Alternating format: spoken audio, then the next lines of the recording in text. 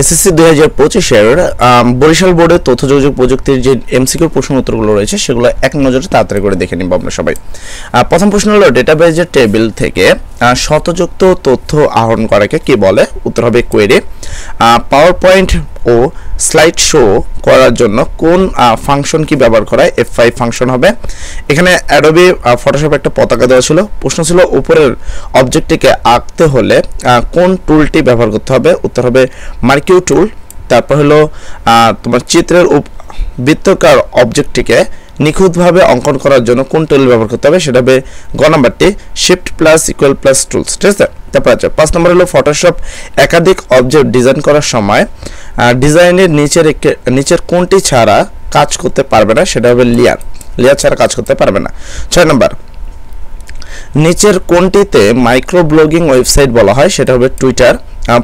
পরিবর্তনশীল ডেটাকে যখন সংকেতের মাধ্যমে প্রকাশ করা হয় তখন তাকে কি বলে? সেটা হবে অ্যানালগ সংকেত। 8 নম্বর ছিল কম্পিউটার আসক্তি থেকে মুক্ত থাকার জন্য আমাদের করতে হবে 1 ও 2। তারপর হলো পাইরেসি নিচের কোনটির সাথে সম্পর্কিত? হবে কপিরাইট। তারপর কোনটির সমস্যার কারণে কম্পিউটার বায়োসের কোনো অপশন পরিবর্তন করতে সেভ হয় না? সেটা হলো CMOS। তারপর হবে অপারেটিং সিস্টেমের সাথে যুক্ত কোন সফটওয়্যার কম্পিউটারের গতি বজায় রেখে কাজ করতে পারে? সেটা হলো ডিস্ক ক্লিনার। এর পরবর্তী প্রশ্ন তোমাদের 12 থেকে আমরা অল্প তাড়াতাড়ি করে উত্তরগুলো দেখব, ঠিক আছে। এখানে বলা হয়েছে কম্পিউটারে কোন সফটওয়্যার ডিলিট করলে তা কিছু অংশ কোথায় থেকে যায়? উত্তর হবে রেজিস্টারে। অ্যাডোবি ইলাস্ট্রেটর এর মুদ্রণের উদ্দেশ্যে কোন কালার মোডে কাজ করে? সেটা হলো CMYK। WW এর জনককে? উত্তর হবে স্যার টিম জন বার্নার্স-লি। তারপর ভিয়েনা কোন ধরনের সফটওয়্যার? উত্তর হবে ক্ষতিকর সফটওয়্যার। আর নিচের কোনটি সামাজিক যোগাযোগ সাইট? উত্তর হবে লিঙ্কডইন। তারপর যদি আমরা খেয়াল করি একটা উদ্দীপক ছিল তোমাদের জালালের, তো উত্তর হবে হলো প্রশ্ন ছিল জালাল কোন ধরনের শিক্ষা ব্যবস্থার সাথে সম্পর্কিত? হবে ই-লার্নিং এডুকেশন। তারপর ছিল উদ্দীপকের বর্ণিত শিক্ষকের পাঠদান পদ্ধতি যে সকল বিষয়কে কার্যকর হতে হবে? বি নাম্বারটি 1 ও 3।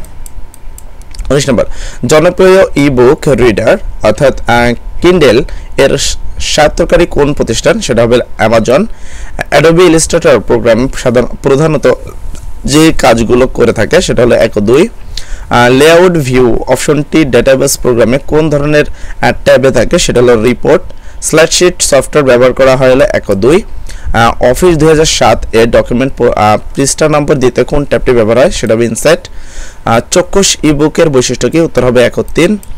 MS এক্সেস এর কলামের শিরোনামগুলোকে কি বলা হয়? উত্তর হবে ফিল্ড। তো এই ছিল তোমাদের টোটাল প্রশ্ন, যেটা আমাদের গত ক্লাস থেকে কিন্তু হুবহু প্রশ্নগুলো এসেছে। আজকে সন্ধ্যার সময় আমরা আবার লাইভ ক্লাস আসবো, অবশ্যই ক্লাস দেখার জন্য অনুরোধ রইল। সবাই ভালো থাকবে, আসসালামু আলাইকুম।